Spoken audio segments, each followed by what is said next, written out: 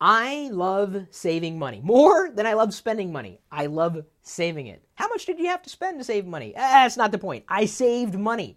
But when it's legitimate savings, sometimes you think you're saving money when in fact you're not. You know, oh, I just bought that at 50% off. Yeah, but did you realize that even at 50% off, you could still find it cheaper over here?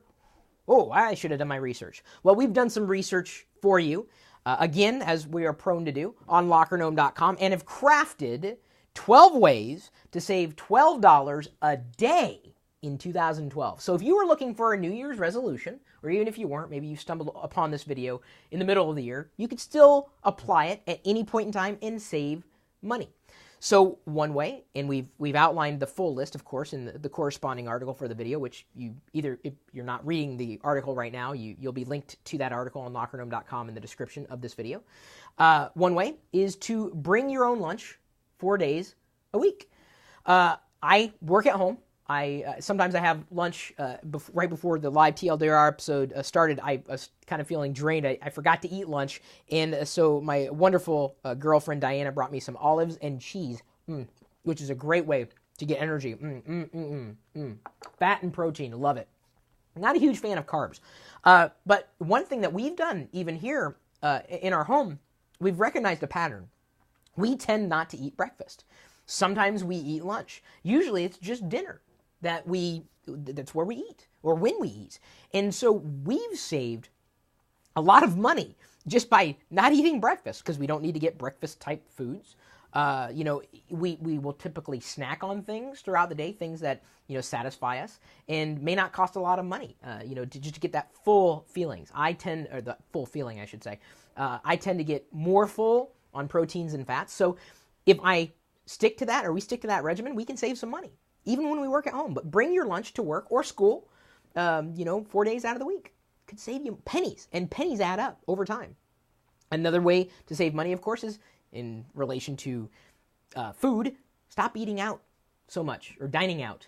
I happen to use a handful of apps that save me money if I go to certain restaurants, but I try to curtail my dining experiences to when I can save money on a purchase. That limits me. That's how I limit myself. Using, whether I'm picking out a coupon from the mail or they email it to me or I have an app that tells me about a discount, I stick to, and I guess Diana and I stick to dining out only where and when, generally speaking, we try to stick to it when there's a coupon available.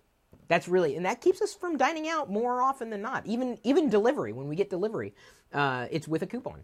That saves money, and it limits how frequently we do that versus dining at home. Another thing that you might consider saving money on is, and I can be an offender of this, but I'm getting better. Not buying coffee anywhere or tea anywhere other than making it at home. It will be far cheaper. And for the most part, the tea that you might get at a coffee shop is nothing more than water and a tea bag, usually. Or you steep it there, and you can do that at home, and you can save so much money. I mean, you can have the communal experience and talking to other people and everything, but you don't have to necessarily buy the coffee. Staying away from that and making it at home will get you far. It'll save you a lot of money. Again, you're scrimping, and you're cutting corners, but you're not losing out on that experience. It's fine to do maybe once a week, maybe once a month, but every day, those pennies add up. And you can find ways to still enjoy life and save money if you're looking to make that a priority in the coming year today, or, just in general. You don't really have to think too much about where you can do something different. Only buy things when you have a coupon.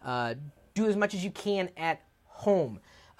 It may cost you a fair amount of money in the beginning, but over time, the total cost of ownership of something will be substantially lower than if you keep going out to a store to buy something over and over and over again. Don't spend money, says Hacksaw War. That's a good option, but it's not a practical option every day. You do have to spend money to live, at least here in America. And, you can be happy, but you don't always have to spend money on everything and still save money at the same time. We've outlined, as I said, even more ways. We've got 12 ways to save $12 a day in 2012. I'm horrible at math, and I could probably do this calculation on my computer real quick. 12 times 365 is at least $3,650. That's a lot of money. But that's a new computer. If you apply these things, that's more than a new computer. You could buy a lot of new computers if you just save $12 a day. It's insane. Just some tips to help save you money. If you have any other suggestions on how we can save money and still be happy, let us know. My email address, chris@pirillo.com. Leave a comment on the blog post. Leave a comment in the video if you haven't already.